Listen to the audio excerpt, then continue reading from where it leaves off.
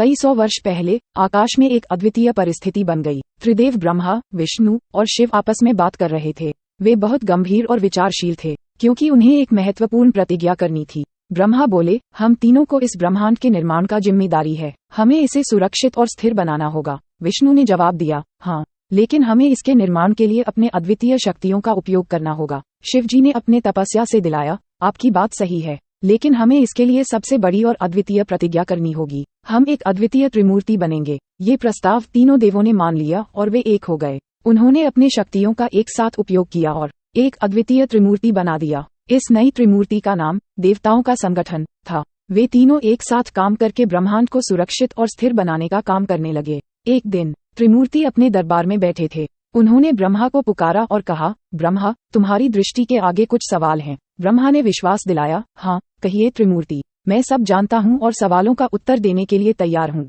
विष्णु ने पूछा, क्या हम तीनों ने सही काम किया है? क्या हमारा इस ब्रह्मांड के निर्माण में कोई और भी योगदान हो सकता है? शिव जी ने जोर से हंसा, हाँ विष्णु, तुम सही कह रहे हो। हमने तो ब्रह्मांड को सुरक्षित और स्थिर बनाया है, लेकिन हमें इसे विकसित भी करना होगा। हमें इसे जीवन से भर देना होगा, ताकि यह निरंतर बदलता और बढ़ता रहे। ब्रह्मा और विष्णु ने इस पर सहमति दी और तीनों ने एक नई प्रतिज्ञा की। त्रिमूर्ति ने घर के सब द्वारपालों को बुलवाया और उन्होंने इस प्रतिज्ञा की घोषणा की, हमने एक नई प्रतिज्ञा की है। हम इस ब्रह्मांड को निर्माण करके सिर्फ उसकी सुरक्षा नहीं करेंगे, बल्कि हम इसे विकसित भी करेंगे। हम इसे जीवन से भर देंगे, ताकि यह निरंतर बदलता और बढ़ता रहे। हम सबसे बड़ी और अद्वितीय प्रतिज्ञा कर रहे हैं कि हम अपनी शक्तियों का उपयोग करके इसे सफल बनाएंगे। द्वारपालों ने इस प्रतिज्ञा को अपने मन में स्वीकार किया और त्रिमूर्ति को आभार व्यक्त किया। त्रिमूर्ति ने तय किया कि वे इस प्रतिज्ञा को पूरा करने के लिए एक अद्वितीय शक्ति का जन्म लेंगे। विष्णु जी ने कहा, ये शक्ति हमारी सहायक और साथी होगी, जिसके साथ हम इस प्रतिज्ञा को पूरा करेंगे।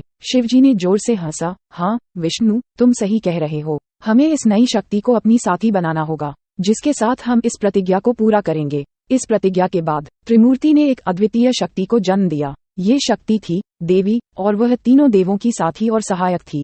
देवी ने तीनों देवों के साथ मिलकर ब्रह्मांड को जीवन से भर दिया। वह नए नए प्राणियों को जन्म देती थी, जीवन को बढ़ावा देती थी और उसे निरंतर बदलती और विकसित करती थी। तीनों देवों के साथ देवी ने ब्रह्मांड को एक नई ऊंचाइयों पर ले जाया। उन्होंने एक नई पृथ्वी और आकाश को निर्मित किया, जिसमें नए नए जीवों का आगमन हुआ। इस तरह त्रिमूर्ति और उनकी सहायक देवी ने ब्रह्मांड को निरंतर बढ़ावा दिया और उसे सुरक्षित और स्थिर बनाया रखा। वे अपनी प्रतिज्ञा को पूरा करके सबका मान बढ़ाए और एक नई आवाज बनाई कि साथ मिलकर हम सब कुछ कर सकते हैं।